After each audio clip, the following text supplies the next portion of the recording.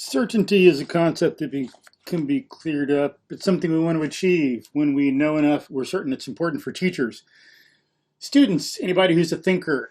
In your career, you want to be certain about something. So what the heck is certainty? When are we certain? Certainty, like in contrast to what? Certainty is the final state, cognitive state, as opposed to something when like you think something's possible. You think about probability, possibility, probability, certainty. Probability, it's more of a cognitive state when we have most evidence and reasoning to justify some belief or conclusion or judgment, but it's not, there's still some stuff that's not conclusive yet.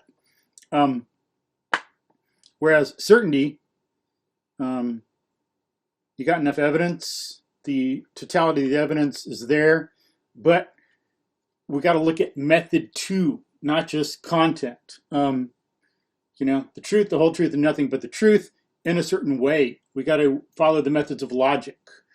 So that's an important thing about certainty. When you have a court case, I think there's some old standards kind of generally used for certain things.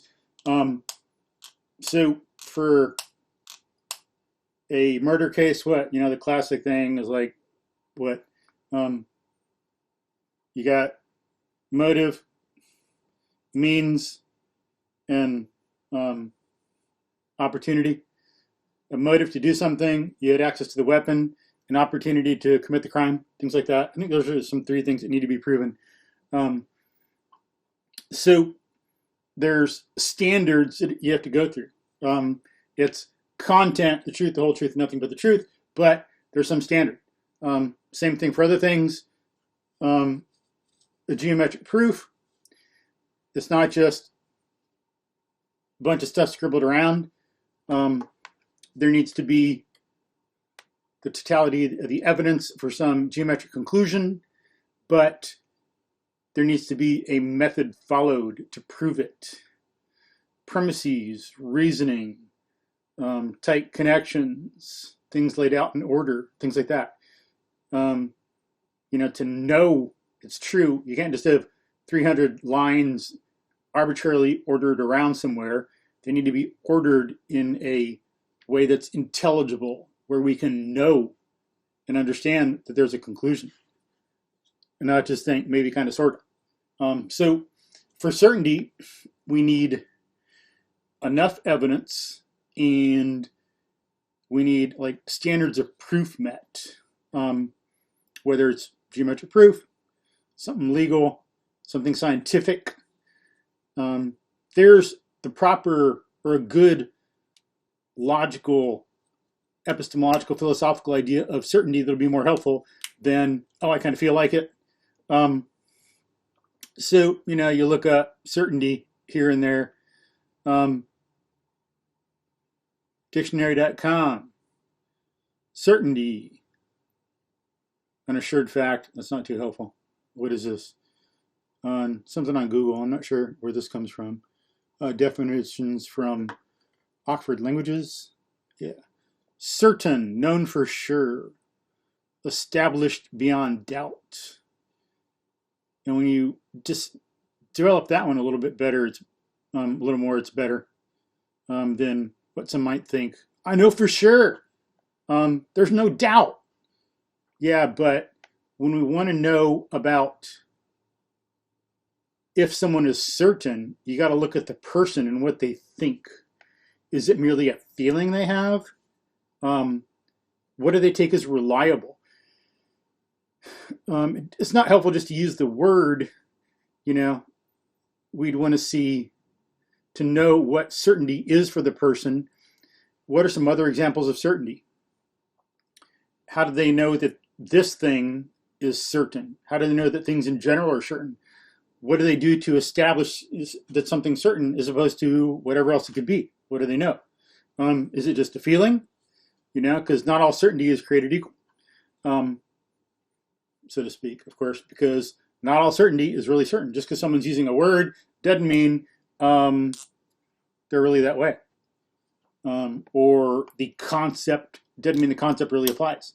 So some people could be certain about something and it's just a feeling. Or I'm certain about it because of an authority. Or they're certain, but maybe they're a doctor or a scientist, but they have Platonic thinking methods. They're not first-handed. They didn't dig into the evidence and everything. So their certainty isn't worth very much, and it's not really certainty. It's possibility or probability. So for certainty, it should be, as it says, established beyond doubt. The establishment being the totality of the evidence. So to be certain and to have something that really helps work, making medical decisions, making fitness or health decisions, doing things at work, we want to look at the evidence for something, the total evidence that we have. Think about other things we know that are causally relevant, cause-effect relationships, not just like, well, I'm going to take the blue pill, and like, blue's a cool color. It reminds me of the sky. I know the sky is so cool. I'd like to go out and lay in the park. Yeah, park in the green grass, Not arbitrary association, but cause-effect relationships. That's the thing we kind of need to do, bring into play other fields that are causally relevant, like in something medical. How does it relate to health? How does it relate to chemistry? How does it relate to human evolution? How does it relate to biology and ecology? Some physics and chemistry. We need to consider things like that. So evidence for something, how it relates to other things we know that are causally relevant. And then what's a process for showing something's root? Right. If we're going to do a geometric proof, what would we need to know?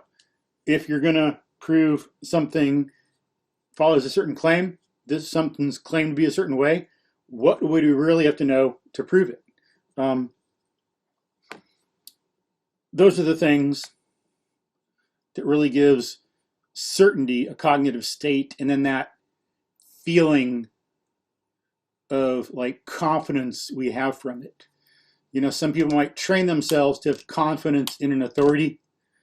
You got the problem right, they're told in school, and they're all certain that they're correct because they were told that way. It becomes trained by habit, but that's not certainty, that's counterfeit. Or maybe someone just has a feeling.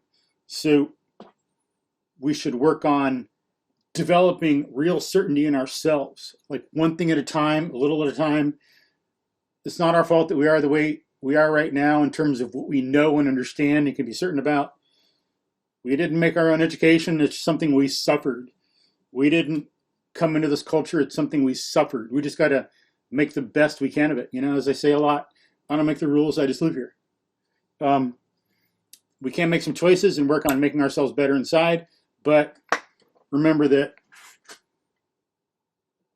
some stuff it's like in spite of ourselves, not because of ourselves. We've done the best we can.